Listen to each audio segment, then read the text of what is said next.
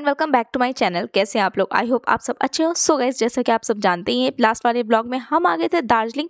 सो दार्जिलिंग में आते ही शाम को हम रेडी होकर निकल गए थे एंड यहाँ पर पास में ही एक मॉल था। सबसे पहले हमने मॉल को एक्सप्लोर किया एंड उसके बाद हम आ गए थे इस शॉप में एंड यहाँ पर काफ़ी सारी एक्सेसरीज मिली थी, जिसमें से मैंने बहुत सारा सामान लिया। शिव ने मुझे बहुत सारी शॉपिंग कराई और उसके बाद हम लोग गए टी शॉप पे। एंड दार्जिलिंग आए हैं, यहाँ की टी ना ट्राई करें ऐसा तो हो ही नहीं सकता। एंड यहाँ की टी की वैरायटी बहुत ज़्यादा थी। टी से ज़्यादा तो मुझे यहाँ की क्रॉकरी सेट बहुत अच्छी लगी थी। मतलब इतनी अच्छी क्रॉकरी सेट लग रहा था टी के साथ साथ ना क्रॉकरी सेट भी ले लूँ, लेकिन वो इतने महंगे थे इसलिए मैं नहीं ले सकी। एंड यहाँ की मैंने स्पेशल जिंजर टी ट्राई करी एंड वो मैंने ली थी घर के लिए, तो वो मैंने ले ली थी। उसके बाद फिर हम आ गए थे डोमिनोज, क्योंकि भूख तो बहुत तेज़ लग रही थी और डिनर का भी टाइम हो गया था। सो हमने सोचा कि डिनर में आज पिज़्ज़ा ही खाते हैं एंड पिज़्ज़ा मैंने बहुत टाइम से नहीं खाया था। फाइनली मैंने अपने लिए मंगा लिया था pizza, sweet corn pizza. I love this pizza and ये टेस्टी था, लेकिन ये पिज़्ज़ा पड़ गया मुझे भारी। कैसे, वो मैं आगे बताती हूँ। उसके बाद हम निकल चुके थे माल रोड में शॉपिंग के लिए। यहाँ हमने बहुत सारी शॉपिंग करी एंड मैंने मेरा फेवरेट बैलून भी लिया। बैलून मुझे बहुत ज़्यादा पसंद है। एक्चुअली पिज़्ज़ा ना मुझे सूट नहीं किया, जिसकी वजह से मेरी तबीयत 2 दिन ख़राब रही। इतनी वॉमिटिंग हुई पिज़्ज़ा की वजह से, इसलिए मैंने आज सोचा कि अब पिज़्ज़ा बिल्कुल नहीं खाऊंगी। 2 दिन बाद हम आ गए थे टाइगर हिल पे एंड आज सुबह सुबह ही हम लोग आ गए थे 4 बजे। टाइगर हिल पे हम वेट कर रहे थे सनराइज़ का, क्योंकि यहाँ से सनराइज़ का व्यू दिखता है। और आप देख सकते हैं कि मैंने कितने ज़्यादा स्वेटर पहन के रखे हैं और ठंड इतनी लग रही थी। उसके बाद मैंने चाय पी थी और यहाँ पर सन धीरे धीरे आ रहा है एंड यहाँ से देखते हैं कंचनजंगा का व्यू बहुत प्यारा आता है। वो देखिए कंचनजंगा दिख रही है, लेकिन वो साफ साफ नहीं दिखेगी। और अब थोड़ा थोड़ा सूर्य ऊपर आ चुके हैं एंड अब आप लोग को मैं दिखाती हूँ कंचनजंगा। सो गाइस, आपको दिखेगी कंचनजंगा, लेकिन यहाँ से कंचनजंगा बहुत दूर से दिखती है, साफ साफ नहीं समझ में आती है, लेकिन सूर्य की रोशनी सबसे पहले उस पर पड़ती है, इसलिए यहाँ पर व्यू पॉइंट बहुत ही प्यारा आता है। एंड शिव को इतनी ज़्यादा ठंड लग रही थी, इसलिए उन्होंने कैप वगैरह सब लगा ली थी एंड मैंने भी जैकेट पहन ली थी दो। और आप लोग पीछे देख सकते हैं कितनी ज़्यादा भीड़ है। बट यहाँ पर ना सनराइज़ देखने का अलग ही मज़ा है। मतलब आप धीरे धीरे सन को राइज़ होते हुए देखते हो एंड वो इतना खूबसूरत लगता है कि मैं बता नहीं सकती हूँ।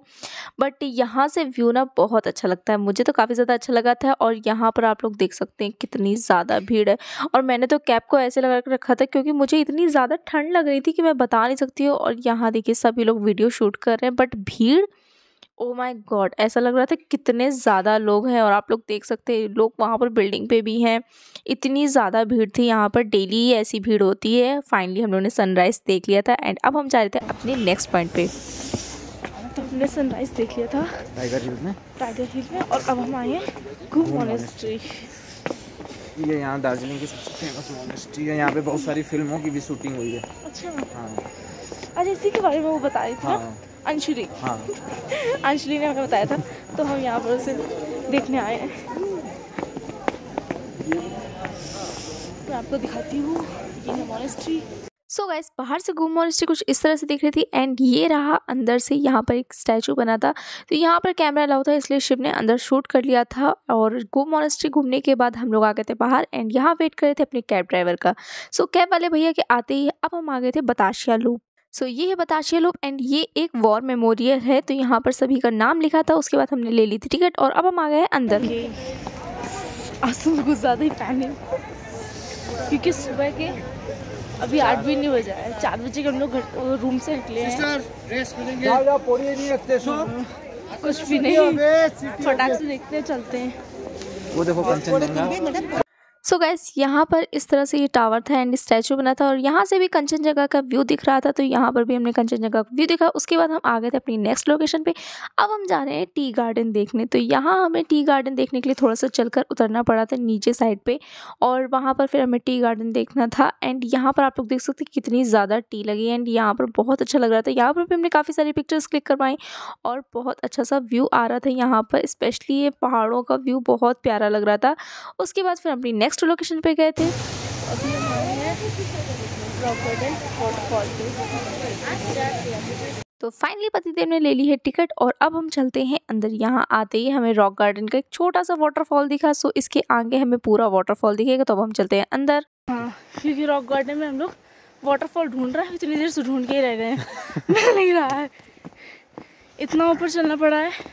मैं आपको दिखाती हूँ, ये सब हम लोग बहुत दूर से चल के आ रहे हैं, पर अभी कुछ दिख नहीं रहा है यहाँ पे। शायद वाटरफॉल की आवाज़ आ रही है। हाँ, यहाँ से तभी थोड़ी थोड़ी आवाज़ आ रही है, देखते हैं कहाँ मिलता है। सो फाइनली हम लोगों को यहाँ से वाटरफॉल दिख रहा था। एक्चुअली ये पहले भी दिखा था, लेकिन हम लोग ऊपर चले गए थे कि शायद वहाँ से रास्ता हो, और ये बहुत ही छोटा सा वाटरफॉल था, लेकिन यहाँ पर भी व्यू काफ़ी प्यारा आ रहा था। ये दार्जिलिंग का बहुत ही फेमस वाटरफॉल है। नेक्स्ट हम आ गए थे गंगा माया पार्क में, एंड एक्चुअली ये एक गार्डन टाइप का है, एंड यहाँ पर झूले वगैरह भी थे, और यहाँ पर चल रही थी बोटिंग। सो मैं आपको चारों तरफ से पूरा व्यू दिखाती हूँ। यहाँ आसपास आप लोग देख सकते हैं कितनी ज़्यादा ग्रीनरी है, एंड यहाँ पर जो बोटिंग हो रही थी ना, वो ऑफ सीज़न था, इसलिए इतना खाली खाली लग रहा है, बट सीज़न में यहाँ पर बहुत भीड़ रहती है। और ये जो बोटिंग थी ये बहुत बड़ी थी, इसलिए हमने कहा था इसमें नहीं, छोटी वाली पे जाएंगे। तो ये थी हमारी छोटी सी बोट, तो इसमें हम लोग कपल में गए थे। पहले शिव बैठे थे, उसके बाद फिर मैं बैठी थी, एंड यहाँ पर ना 15 मिनट का हमें टाइम मिला था कि 15 मिनट तक हम बोटिंग कर सकते हैं, और वहाँ बोटिंग करने में बहुत अच्छा लगा था, मुझे तो बहुत मज़ा आया था। Now we are enjoying boating at Ganga Maya Park. यार चलो। So, लवली कैसा लग रहा है तुमको? बड़ा अजीब। फर्स्ट टाइम बोटिंग कर रही हूँ, देखते हैं, और आप हमें डायरेक्शन ले चलिए। सीधे चलाइए, चलाना सीखिए पहले, 15 मिनट बाद तो चलिए सीख निकल जाए। अच्छा, जब तुम्हारी तरफ करो ना, हाँ, ये हमारी तरफ आती है। अच्छा, अब तो मैं चलाता रहूँगा। हाँ बिल्कुल। अब मैं जो पैडल चलाने का मौका मिलेगा कि नहीं मिलेगा? अरे पैर टूट जाएगा। अब चलो, धीरे धीरे चलाओ, देखो धीरे धीरे। तो अपनी बीवी के साथ आए हो, अकेले नहीं आए हो।